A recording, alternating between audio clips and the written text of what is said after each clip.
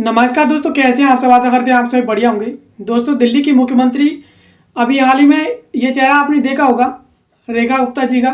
ये दिल्ली की 9वें नंबर की मुख्यमंत्री बनी है और इन्होंने मुख्यमंत्री बनते ही इन्होंने दिल्ली को स्वर्ग जैसा बनाने के लिए इन्होंने निर्णय ले लिया है और इन्होंने कहा है कि दिल्ली की जनता को जिस तरह से हमने वादे किए थे उसी तरह से हम दिल्ली को बनाएंगे। और अरविंद केजरीवाल की भांति दिल्ली के लिए जो पैसा निकला था, जो बजट दिल्ली के लिए बना था, उस पैसे को अरविंद केजरीवाल सरकार ने अपने राजमहल में और अपनी शीश महल में लगा दिया था। ऐसा हम नहीं करेंगे। और अभी हाल ही में ये दिल्ली की मुख्यमंत्री बनते ही एक्शन मोड में आ गई है और इन्होंने दिल्ली की जो पूर्व मुख्यमंत्री थी और जो दिल्ली के अन्य मंत्री थे उनकी पर्सनल असिस्टेंट की सेवाएं खत्म कर दी हैं। यानी उन्हें ऐसी कोई सेवा नहीं दी जाएगी, ये सब इन्होंने समाप्त कर दिया है। और यहाँ तक कि जो दिल्ली की मुख्यमंत्री थी अरविंद केजरीवाल की जेल जाने के बाद जो वहाँ उनकी जगह पर जो मुख्यमंत्री बनी थी अतिशी, उनके द्वारा अलग से जो कुर्सी रखवाई गई थी उस कुर्सी को भी इन्होंने उठाकर जो फेंकवा दिया है कि इस कुर्सी को हमें ज़रूरत नहीं है।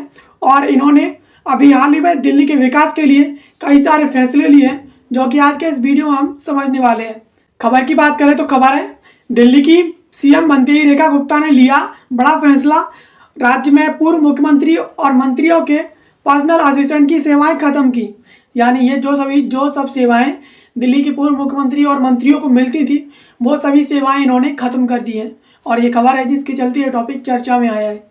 चलिए पूरी खबर को बिंदुवार समझ लेते हैं। तो राजधानी दिल्ली में भाजपा सरकार ने शुक्रवार को एक बड़ा फैसला लिया है।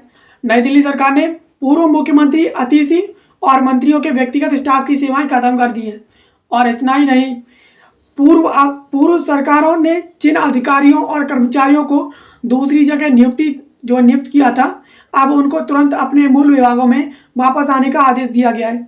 यानी भाजपा सरकार ने अभी हाल ही में जैसे ये मुख्यमंत्री बनी दिल्ली की, इन्होंने मुख्यमंत्री बनते ही पूर्व मुख्यमंत्री और मंत्रियों की व्यक्तिगत सेवाएं खत्म कर दी। और इसके साथ साथ जिन अधिकारियों कर्मचारियों को उनकी मूल जगह से दूसरी जगह स्थानांतरित किया था दिल्ली की पूर्व सरकार ने, अब उन्हें मूल अपने विभागों में वापस आने के आदेश जारी कर दिए हैं। और कई अधिकारियों और कर्मचारियों को प्रतिनियुक्त पर दूसरे बोर्ड कॉरपोरेशन में भेजा गया था। और वहीं सप्ताह भर पहले सभी विभागों से पूर्व सरकार की ओर से कॉन्ट्रैक्ट और व्यक्तिगत स्टाफ की जानकारी मांगी गई थी और उनको मूल विभाग में लौटने को कहा गया है। यानी जिस तरह से दूसरे विभागों में और दूसरे बोर्ड ऑफ कॉरपोरेशन में दिल्ली सरकार जो पूर्व सरकार थी अतिशी की और अरविंद केजरीवाल की, इन्होंने जिन अधिकारियों को दूसरे जगह पर भेजा था उन्हें वापस आने की बात कही है।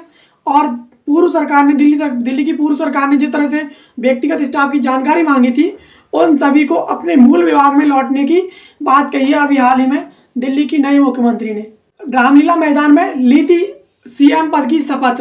यानी इन्होंने जो सीएम पद की शपथ ली थी वो रामलीला मैदान में ली थी। रेखा गुप्ता ने बृहस्पतिवार को रामलीला मैदान में मुख्यमंत्री पद की शपथ ली और उनके बाद 6 विधायकों ने और शपथ ली थी। और शपथ लेने के कुछ घंटे बाद ही मुख्यमंत्री रेखा गुप्ता एक्शन मोड में आ गई और उन्होंने कल बड़े बड़े ऐलान किए हैं। यानी इन्होंने अपना शपथ ग्रहण जो किया था वो रामलीला मैदान में किया था दिल्ली के में, और इनके शपथ ग्रहण करने के बाद 6 अन्य विधायकों ने शपथ ग्रहण की थी। और जैसे ही इन्होंने शपथ ग्रहण की ये एक्शन मोड में आ गई और एक्शन मोड में आते ही इन्होंने कई बड़े बड़े ऐलान किए हैं। रेखा गुप्ता ने कहा कि उनका मिशन है विकसित दिल्ली का है। यानी वो दिल्ली को विकसित बनाना चाहते हैं, जिसे पूरा करने के लिए लगातार काम किया जाएगा और एक भी दिन व्यर्थ नहीं किया जाएगा और दिल्ली वालों को किया गया हर वादा पूरा करेंगे। यानी उन्होंने कहा है कि जिस तरह से हमने दिल्ली को विकसित बनाने का वादा किया है दिल्ली वालों से, इसलिए हम एक भी दिन व्यर्थ नहीं करेंगे, हर एक वादा को पूरा किया जाएगा। इस दौरान उन्होंने मीडिया से कहा कि भाजपा सरकार आने के बाद आप जिस तरह से दिल्ली के सीएम आवास यानी कार्यालय में आ सके हैं, ऐसा पहले नहीं होता था। यानी जिस तरह से अरविंद केजरीवाल की सरकार थी उस टाइम पर मीडिया को इतनी स्वतंत्रता नहीं थी कि वो दिल्ली के आवास यानी कार्यालय में जा करके अपनी जो है उनका इंटरव्यू ले सके नेताओं का। अब भाजपा सरकार बनती ही उन्हें यह अधिकार भी मिल गया और वो जा करके सीधे सीएम का इंटरव्यू ले सकती हैं। और मुख्यमंत्री के स्वागत में सचिवालय के दूसरे तल पर भी बड़ी संख्या में कर्मचारी मौजूद रहे। यानी जैसे वो मुख्यमंत्री बनी तो दिल्ली के सचिवालय के जो भी कर्मचारी थे बड़े बड़े, वो सब कर्मचारी दिल्ली की नई मुख्यमंत्री के स्वागत में वहाँ पर मौजूद रहे। और अलग से लगाई गई तीसरी की कुर्सी को हटाया, यानी जो कुर्सी दिल्ली की मुख्यमंत्री पूर्व थी उन्होंने अरविंद केजरीवाल की जगह पर बैठने से मना कर दिया था और अलग से एक कुर्सी लगवाई थी, उस कुर्सी को इन्होंने हटवा दिया है। जेल से लौटने के बाद अरविंद केजरीवाल ने जब मुख्यमंत्री पद से इस्तीफा दिया था और आतिशी को वहाँ का मुख्यमंत्री बनाया था, तब सीएम की कुर्सी पर जिस कुर्सी पर अरविंद केजरीवाल बैठते थे उसको आतिशी ने खाली छोड़ दिया था और उनके अपने लिए उन्हीं की बगल में एक अलग से कुर्सी को कार्यालय में लगवाया था जिस कुर्सी पर वो बैठती थी, और अलग से लगाई गई कुर्सी को हटा दिया गया है।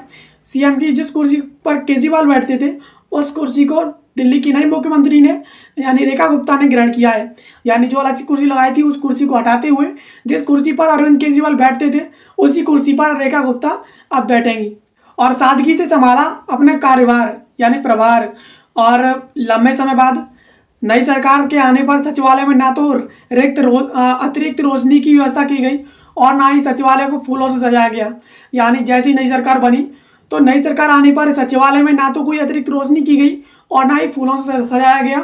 बुधवार की शाम इस बारे में निर्देश आते ही कि सचिवालय को सजाया जाना टाल दिया गया था, नई दिल्ली सरकार ने अतिरिक्त साज सज्जा से इनकार कर दिया था। यानी जैसी सरकार बनी और उन्हें सचिवालय में आने पर सचिवालय को फूलों से सजाए जाने की और लाइटें लगाने की बात कही थी, तो दिल्ली की नई सरकार ने इस सब से मना कर दिया कि उन्हें इस सब की कोई आवश्यकता नहीं है।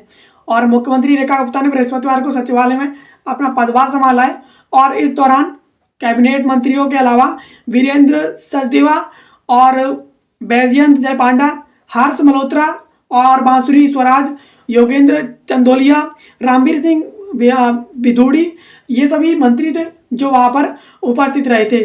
और जो पूर्व सरकार थी दिल्ली की अरविंद केजरीवाल की, उसने अनाप शनाप पैसा जो खर्च किया था, ऐसी बात कही है आशीष सूद जी ने। और मुख्यमंत्री कार्यालय में पहुंचे दिल्ली की नई सरकार के कैबिनेट मंत्री प्रवेश सिंह और आशीष सूद ने वहां की भव्यता देखकर कहा कि जिस तरह से अरविंद केजरीवाल ने अपने आवास पर गलत तरीके से अनाप शनाप पैसा खर्च किया है और वहीं उसी तरह से अपने कार्यालय को बनाने में भी खर्च किया है। उन्होंने कहा कि कार्यालय देखकर ऐसा लग रहा है कि मानो किसी मुख्यमंत्री का कार्यालय नहीं बल्कि किसी बड़े कॉरपोरेट हाउस के मालिक का दफ्तर हो। यानी जिस तरह से दिल्ली के पूर्व मुख्यमंत्री अरविंद केजरीवाल ने अपने कार्यालय में बनाने में पैसा खर्च किया था और अपनी आवास में बनाने में पैसा खर्च किया था, उससे ये देखकर ऐसा तो नहीं लगता कि यह किसी मुख्यमंत्री का कार्यालय होगा या आवास होगा। ऐसा लग रहा है कि किसी बड़े कॉरपोरेट मालिक का दफ्तर होगा जो बहुत बड़ा पैसे वाला होता है। दिल्ली सचिवालय में स्थित मुख्यमंत्री कार्यालय सहित प्रमुख कैबिनेट मंत्रियों के कार्यालय के नवीनीकरण का काम कुछ साल पहले शुरू किया गया था, जो अब लगभग पूरे होने वाला है और जिसमें मुख्यमंत्री कार्यालय का कुछ कार्य जो शेष रह गया है और इस योजना पर करीब 38 करोड़ रुपए खर्च किए गए हैं। हालांकि इस कार्य पर पहले कभी विवाद नहीं हुआ। यानी जिस तरह से दिल्ली के मुख्यमंत्री के कार्यालय को बनाने में और आवास को बनाने में पैसा खर्च किया गया था वो योजनाओं के लिए निकला था और इस तरह की योजनाओं में करीब 38 करोड़ रुपए खर्च किए गए थे जिन पर आज तक किसी ने कोई विवाद खड़ा नहीं किया। चलिए समझ लेते हैं कि दिल्ली की नई मुख्यमंत्री कौन है और इनका पूरे परिचय समझ लेते हैं। तो रेखा गुप्ता एक भारतीय राजनीतिज्ञ और वर्तमान दिल्ली की मुख्यमंत्री हैं और वे वर्तमान दिल्ली विधानसभा में शालीमार बाग से विधायक हैं और वे भारतीय जनता पार्टी की राजनेत्री हैं। वह इस पद को संभालने वाली चौथी महिला हैं और रेखा गुप्ता ने पहले दिल्ली विश्वविद्यालय छात्र संघ की महासचिव और अध्यक्ष के रूप में कार्य किया है और भारतीय जनता पार्टी से संबंधित रेखा गुप्ता पार्टी की राष्ट्रीय कार्यकारिणी की सदस्य और दिल्ली राज्य इकाई की महासचिव है। यानी ये विधानसभा क्षेत्र शालीमार जो भाग है वहाँ की विधायक है और ये इस पद को संभालने वाली चौथी महिला है और इससे पहले भी ये दिल्ली विश्वविद्यालय छात्र संघ की महासचिव और अध्यक्ष रह चुकी हैं और भारतीय जनता पार्टी से संबंधित ये राष्ट्रीय कार्यकारिणी की सदस्य और दिल्ली राज्य की इकाई की महासचिव है। बात करें इनकी पॉलिटिकल कैरियर की तो 3 बार पार्षद रह चुकी हैं और दिल्ली नगर निगम यानी SDMC की पूर्व मेयर है और वह 2007 और 2012 में उत्तरी पीतमपुर वार्ड नंबर 54 से दिल्ली पार्षद चुनाव के लिए चुनी गई थी। उन्हें 2022 में भाजपा ने आपकी शैली ओबेरॉय के खिलाफ एमजीडी मेयर पद के उम्मीदवार के रूप में खड़ा किया था। और रेखा गुप्ता भाजपा महिला मोर्चा की राष्ट्रीय उपाध्यक्ष हैं और इससे पहले वह भारतीय जनता पार्टी दिल्ली की महासचिव भी रह चुकी है। और रेखा गुप्ता ने 2025 में विधानसभा चुनाव में शालीमार बाग विधानसभा क्षेत्र से आपकी वंदना कुमारी को 29,595 मतों के अंतर से हराया है। और रेखा गुप्ता राष्ट्रीय स्वयंसेवक संघ की भी सदस्य थी और उन्होंने अपनी राजनीतिक यात्रा अखिल भारतीय विद्यार्थी परिषद के सदस्य के रूप में शुरू की। रेखा गुप्ता को 19 फरवरी 2025 को राष्ट्रीय राजधानी में आयोजित बैठक में एनसीटी दिल्ली में भाजपा विधायक दल का नेता चुना गया है। यानी दिल्ली में जो भी भाजपा के विधायक हैं उन सभी की ये नेता के रूप में चुनी गई हैं और अब ये वर्तमान में दिल्ली की मुख्यमंत्री हैं। भाजपा विधायक दल के नेता के रूप में अपने चुनाव के बाद रेखा गुप्ता ने उपराज्यपाल वीके सक्सेना से मुलाकात की और दिल्ली में नई सरकार बनाने का दावा पेश किया। यानी वर्तमान में अब वीके जो दिल्ली के उपराज्यपाल हैं वीके सक्सेना, उनसे मुलाकात करने के बाद अब ये दिल्ली की नई सीएम है। तो दोस्तों आशा करते हैं ये वीडियो आपको पसंद आई होगी। ऐसी वीडियोस के लिए आप हमारे चैनल को सब्सक्राइब कर लीजिए। बाकी मिलते हैं किसी अगले वीडियो में किसी नए और इन्फॉर्मेटिव टॉपिक के साथ। तब तक के लिए आप सभी का बहुत बहुत धन्यवाद।